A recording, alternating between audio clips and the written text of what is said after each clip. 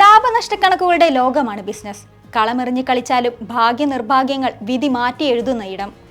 Business ലോകം സ്വപ്നം കാണുന്നവർക്ക് മുൻപേ ആ വഴി നടന്നവരുടെ കഥകൾ വലിയ പാഠങ്ങളാണ് നൽകുന്നത്.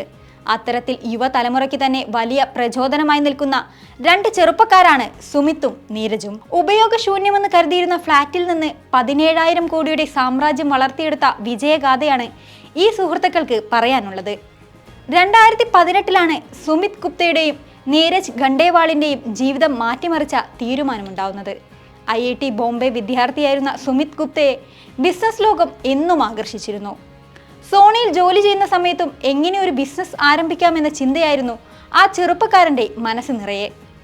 ഈ സമയത്താണ് ബിറ്റ്കോയിൻ വലിയ ചർച്ചാ വിഷയമാകുന്നത്. എന്നാൽ അന്ന് സുമിത്തിന്റെ കണ്ണുടക്കിയത് ബ്ലോക്ക് ചെയിൻ എന്ന സാങ്കേതിക വിദ്യയിലായിരുന്നു. ഇത് തന്നെ വഴിയെന്നുറപ്പിച്ച സുമിത്തിന്റെ കൂടെ സുഹൃത്ത് നീരജും കൂടി. അങ്ങനെ മുംബൈയിലെ ഒരു പൊട്ടിപ്പൊളിഞ്ഞ ഫ്ലാറ്റ് മുറിയിൽ അവർ ബിസിനസ് ജീവിതം ആരംഭിച്ചു. CoinDCS എന്ന ക്രിപ്റ്റോ ഇൻവെസ്റ്റിംഗ് പ്ലാറ്റ്ഫോമിന്റെ ജനനം അങ്ങനെയാണ്. മുംബൈയിലെ ആ ഉപയോഗശൂന്യമെന്ന് കരുതിയിരുന്ന ഫ്ലാറ്റ് ആയിരുന്നു കമ്പനിയുടെ ആസ്ഥാനവും ബ്രെയിൻ ഫാക്ടറിയുമെല്ലാം. ഇന്ത്യയിൽ ക്രിപ്റ്റോ കറൻസി എന്ന് കേട്ടിട്ട് പോലുമില്ലാത്ത ആ സമയത്ത് രണ്ട് യുവാക്കൾ ആരംഭിച്ച ഈ സംരംഭത്തെ എല്ലാവരും സംശയത്തോടെ നോക്കി. കോവിഡ് കാലത്ത് പലരുടെയും ബിസിനസ്സിന് തളർച്ച നേരിട്ടപ്പോൾ സുമിത്തിന്റെയും നീരജിന്റെയും സാമ്രാജ്യം വളർന്നു.